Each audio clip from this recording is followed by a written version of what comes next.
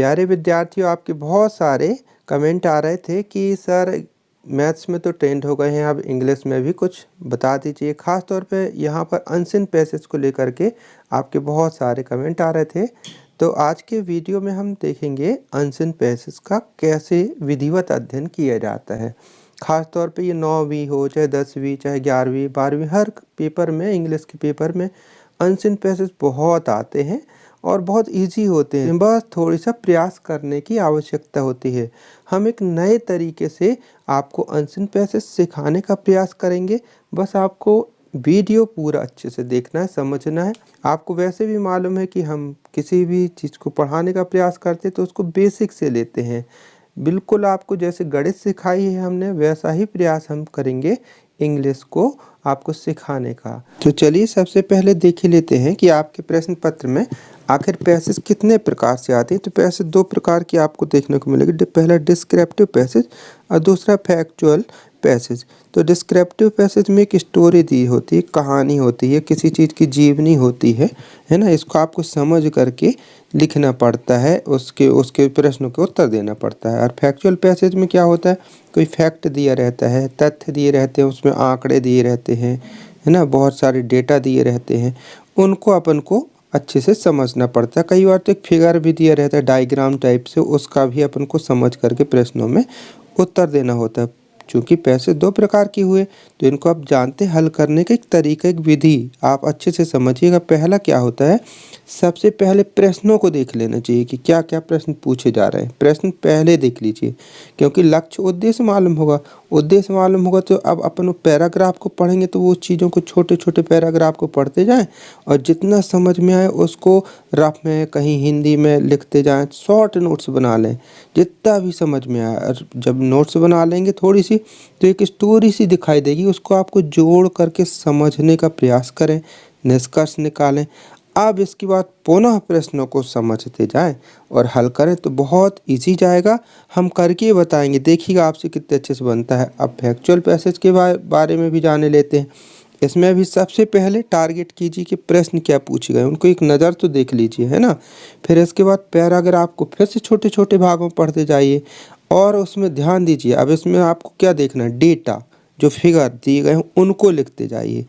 अब अगर डायग्राम दिया है उसमें तो डायग्राम को समझ लें, है ना, आरेख वगैरह होता है उसको समझ लें।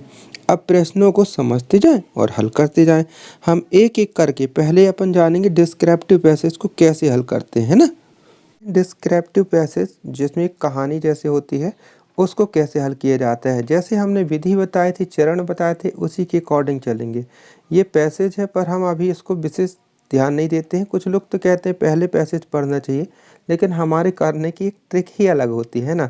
क्या होता है, जिस चीज़ को ढूंढना होता है, जो लक्ष्य होता है, उसको पहले दिमाग में रखें, फिर उस चीज़ को खोजेंगे तभी ना मिलेगी। तो इसलिए हमने आपसे कहा कि पहले क्वेश्चन पढ़ लीजिए एक नज़र में हल्के से, फिर बाद में अपन पैसेज पढ़ेंगे तो मज़ा आएगा। देखिएगा पहले क्वेश्चन में लिखा हुआ है the narrator of the passage is a patient of, यानी जो पैसेज का नरेटर है, लेखक है, कथाकार है, वो किसका पेशेंट था। ठीक है, पहले इसका पता लगाना है। फिर दूसरे प्रश्न में कहा जा रहा है to say something about the future is to, यानी किस इनमें से कौन सा शब्द है जिसमें फ्यूचर के बारे में कहा जा सकता है। वैसे आप देख करके बता सकते हैं पर मैं अभी चर्चा नहीं करूँगा इसमें। तीसरा क्वेश्चन है the narrator was the seventh child in a family that had, यानी नरेटर के परिवार में, नरेटर 7वां बच्चा था अपने परिवार में, तो उसके परिवार में कुल कितने बच्चे थे उसके परिवार में, ये पता लगाना है। फिर चौथा क्वेश्चन में कहा गया है कि पोलियो द ड्रेडेड डिसीज, यानी भयानक रोग, मेनली अफेक्ट द, पोलियो एक भयानक रोग है, मेनली यानी मुख्यतः, अफेक्ट द या मुख्यतः इसका कहाँ इफेक्ट होता है पोलियो का, ये आपको इसमें से पता लगाना है। ठीक है, ये अपने लक्ष्य बनते जा रहे हैं। फिर पांचवा क्वेश्चन कहा जा रहा है कि what made the narrator look like a foreigner, यानी कि क्या है ऐसा नरेटर में जो उसको फॉरेनर की तरह दिखाई देता है। वो मतलब किस कारण से, क्या है उसके पास, कौन सा उसका रंग रूप वेशभूषा क्या अलग है, जिसके कारण वो फॉरेनर जैसे दिखाई देता है। तो ये अपने एक भावार्थ निकालिए क्वेश्चन के। अब इसको पैसेज में पढ़ेंगे। चलिए पैसेज का भी बिल्कुल टूटा फूटा आप अर्थ पैराग्राफ पढ़ते जाइए, 2-2 3-3 लाइनें, उसका अपने शब्दों में अर्थ निकालते जाइए और उसको रफ में लिखते जाइए। फिर एक स्टोरी जैसे बनेगी, देखिएगा। और उस स्टोरी को आपको जोड़ना है और जोड़ करके आप जैसे ही देखेंगे फटाफट इन बातों के आपको उत्तर मिल जाएंगे। चलिए प्रयास करते हैं अपन, है ना। ये पैसेज को पढ़ करके मतलब इसका आशय निकालना है। अब आप कहेंगे सर हमसे इंग्लिश नहीं बनती, कैसे आशय निकालें। बस यही तो बात है, हिम्मत नहीं हारना, प्रयास कीजिए। कुछ शब्दों के अर्थ तो आपको मिलेंगे, उन शब्दों के अर्थों के आधार पर एक स्टोरी समझ में आएगी। उस स्टोरी को समझ करके अपने शब्दों में उसको कहीं भी रफ में लिखें, तब आपको पैसेज बहुत अच्छे से क्लियर बनेगी, है ना। चलिए देखते हैं, एक प्रयास करते हैं।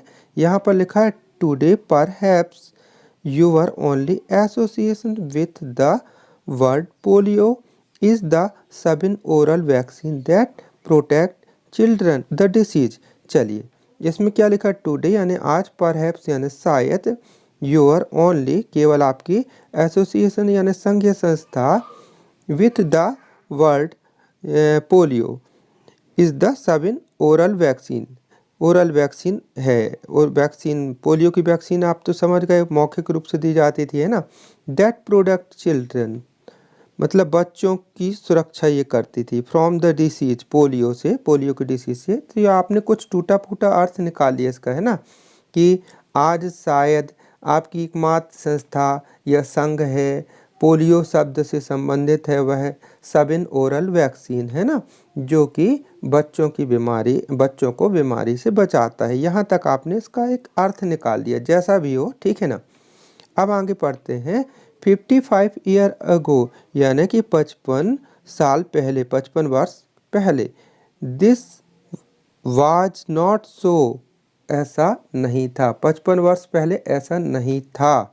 आगे लिखा है द डेरेडेड यानी कि भयानक डिसीज, है ना, यह एक भयानक डिसीज था, भयानक रोग था। विच मैनली एफेक्ट मतलब इसके कारण मुख्यतः इफेक्ट, देखिए लिखा हुआ the brain and spinal cord, इसके कारण मुख्य इफेक्ट प्रभाव कहाँ होते थे, इसके ब्रेन में होते थे और स्पाइनल कॉर्ड में होते थे। ब्रेन यानी मस्तिष्क, स्पाइनल कॉर्ड यानी रीढ़ की हड्डी, है ना। अब देखिए क्या लिखा हुआ, cause stiffening and weakening of the muscles, crippling and paralysis, which is why I am wheelchair today. चलिए थोड़ी सा बताने का प्रयास करते हैं। आप चाहे तो डिक्शनरी की भी मदद ले सकते हैं, और यदि नहीं भी पता चल रहा है ना, तो स्टोरी जब जोड़ेंगे तो पता चल जाएगा। कॉज यानी इसके कारण, है ना। वीकनिंग यानी वीकनेस, कमजोरी से तात्पर्य है। मस्कुलर यानी मांसपेशियाँ, है ना। अब आगे बताया गया है यहाँ पर, देखिए स्टेपनिंग यानी एक प्रकार से जकड़न कह सकते हैं आप, है ना। तो मतलब मांसपेशियों में कमजोरी होना और जकड़न होना, यहाँ तक की आशय निकल आया। अब यहाँ क्रिपलिंग यानी एक प्रकार से ये होता है अपंगता, है ना, शरीर की एक प्रकार से अपंग हो जाना, वो अपंगता कहलाते हैं। पैरालिसिस आप जानते हैं एक रोग होता है लकवा टाइप से, है ना, पक्षघात कहलाता है। विच इज़ वाई, है ना, विच is why I M in a wheel chair today, इन्हीं सब के कारण आज मैं व्हील चेयर में हूँ। कौन कहता है, नरेटर, लेखक कहता है। ये एक प्रकार से यहाँ तक का अर्थ निकल आया, है ना। फिर आगे देखते तो लिखा है इफ समबडी हैड प्रिडिक्टेड, मतलब कोई भी पहले प्रिडिक्ट नहीं कर सकता, भविष्यवाणी नहीं कर सकता था। प्रिडिक्ट करना, है ना, predicted. When I was one, जब मैं जन्म लिया था तो कोई भविष्यवाणी नहीं कर सकता था। क्या नहीं कर सकता था, कि that this would happen to me, कि मेरे साथ क्या होगा। No one would have believed it, कोई विश्वास नहीं कर सकता था, है ना। It was the 7th child in a family of 4 pair of brother and sister, यानी भाई और बहनों के कितने पेयर थे, 4 पेयर यानी युग्म, 4 जोड़े भाई बहन के थे, यानी कि कुल मिलाकर के कितने हो गए, 8। उनमें से 7th चाइल्ड था कौन? लेखक, नरेटर था, ये लिखा हुआ है। फिर आगे क्या लिखा हुआ है कि with a 23 years gap between the first and last, यानी कि जो पहला बच्चा था, पहला उनका भाई कह सकते हैं या बहन कह सकते हैं, जो पहली संतान थी और अंतिम संतान थी, उनमें 23 सालों का गैप था। ये अपने एक आशय निकाला है। हम कोई इतने अंग्रेजी नहीं आपको सिखाना चाहते हैं और ना हम मतलब ये कर सकते कि आपको इतने जल्दी में इतनी अंग्रेजी सिखा दे कि आप पूरा throw out English to Hindi, Hindi to English कर लें, है ना। बहुत अभ्यास की ज़रूरत होती। हम सिर्फ आपको पैसेज कैसे हल कर सकते हैं आप ये बताने का प्रयास कर रहे हैं। टूटे फूटे शब्दों में उसका आशय निकालें आप, है ना। I was told that unlike the other, मतलब यहाँ अनलाइक और लाइक उससे नहीं है, पसंद नापसंद से नहीं है। यहाँ पर एक प्रकार से अनलाइक का मतलब अलग से तात्पर्य है, यानी कि मुझे उन सभी से अलग कहा जाता था। यानी जो उनके अपने ये टोटल 8 हो गए ना, 8 भाई बहन हो गए मिला करके, तो उनमें से इसको अलग कहा जाता था। क्यों? अब आगे उत्तर दिया जा रहा होगा, देखिए। आई वॉज टू फेयर, क्योंकि मैं उनसे कुछ ज़्यादा फेयर था, गोरा था, है ना। एंड ब्राउन हेयर्ड, और भूरे बाल थे। That I looked more like a foreigner, है ना। मतलब इन सब के कारण से मुझे फॉरेनर जैसे लुक प्रदान करते थे, फॉरेनर। देन अ दाऊद बोहरी, है ना, ये एक नाम होगा फॉरेनर का, उसके जैसा दिखाई देता था वो। I was also considered to be the healthiest of the brood, मतलब यहाँ पर देखिएगा, जो ब्रूड शब्द से तात्पर्य संतानों से लिया गया है ना, कि मतलब जितनी भी संतान थी उन सब में से लेखक को सबसे ज़्यादा हेल्थिस्ट मतलब स्वस्थ माना जाता था। अब हमने इसका टूटा फूटा अर्थ निकाल लिया है, आपको साइड में लिखते भी जाना चाहिए था। हमने इसको अगर लिखें कहानी को और उसको कुछ जोड़ करके करने का प्रयास करें तो कुछ कहानी इस प्रकार बनती है। देखिए, आज शायद आपकी एकमात्र संस्था या संघ है पोलियो शब्द से संबंधित, वह सविन ओरल वैक्सीन जो कि बच्चों को बीमारी से बचाता है। 55 वर्ष पहले ऐसा नहीं था। यह एक भयानक रोग था जो मुख्यतः मस्तिष्क और रीढ़ की हड्डी को प्रभावित करता था। किसको प्रभावित करता था? मस्तिष्क और रीढ़ की हड्डियों को प्रभावित करता था। पोलियो किसको प्रभावित करता था? फिर से बताइए। मस्तिष्क और रीढ़ की हड्डी को प्रभावित करता था, है ना। स्पाइनल कॉर्ड, है ना, और ब्रेन इसको प्रभावित करता था। इसके कारण मांसपेशियों में जकड़न और कमजोरी, अपंगता, पक्षघात, लकवा, पैरालिसिस हो जाता था। इसलिए आज मैं व्हील चेयर में हूँ, लेखक ने कहा, इसलिए आज मैं व्हील चेयर में हूँ। अब आप बताइए भला लेखक को कौन सी बीमारी रही होगी? पता चल गया ना, लेखक को पोलियो रहा होगा, है ना, पोलियो से पीड़ित रहा होगा। क्या इसकी कोई भविष्यवाणी कर सकता था कि जब मैं जन्म लिया था कि मेरे साथ क्या होगा? कोई भी विश्वास नहीं करेगा। 4 जोड़े भाई बहन में अपने परिवार का 7वां बच्चा था। प्रथम और अंतिम संतानों के बीच 23 वर्षों का अंतराल गैप था।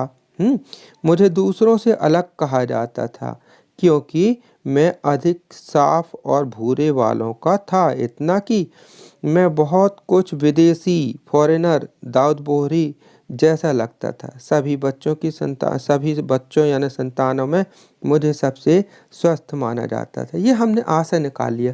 कोई ज़रूरी नहीं कि आपसे इतना सारा इसका अनुवाद बन सके। कोशिश कीजिएगा, बन जाए तो अच्छी बात है। अब जब ये सब चीज़ें लिख लेंगे, अब चलिए उत्तर देते हैं। अब आपको फटाफट मिल गए, कई उत्तर तो आपको स्वयं अभी मिल गए, है ना। पहले प्रश्न का उत्तर देखेंगे अब, ठीक है। लिखा है the narrator of the passage is patient of. Narrator passage का जो लेखक है वो किसका पेशेंट था? बताइए। अब आप तो पढ़ना ही नहीं पड़ेगा, आपको उसका उत्तर पता चल जाएगा कि नरेटर पोलियो का पेशेंट था। तो पहले का उत्तर हो गया बी। आया ना समझ में? यही बात मैं कह रहा हूँ कि टूटा फूटा अर्थ निकालिए फिर आप उसको करिए। फिर दूसरा लिखा हुआ है to say something about to future is to. Future के बारे में जो कहा जाने वाला शब्द है वह तो क्या कहलाता है, जिसको अपन भविष्यवाणी कहते हैं। तो यहाँ पर क्या आ जाएगा शब्द? इसमें प्रिडिक्ट शब्द आएगा, दूसरे का भी उत्तर आएगा बी, ठीक है ना। आ रहा है ना समझ में? अब तीसरा देखिएगा, the narrator was the seventh child in a family. Narrator सातवां बच्चा था अपने परिवार का, है ना। दैट हैड, वे कितने थे भाई। अब तो बताया गया था ना आपको, यहाँ देखिए कहीं लिखा था 4 pair of brother and sister. तो 4 पेयर यानी 4 जोड़ा, तो 4 जोड़ा यानी 8 थे वे, है ना। तो इसका आंसर क्या आएगा देखो, 1 तो था ही नहीं ना, ये 8 आएगा ना, 8 बच्चे थे वे। तो इसमें इसका भी उत्तर आएगा, तीसरे का भी उत्तर आएगा 8 चिल्ड्रन, है ना।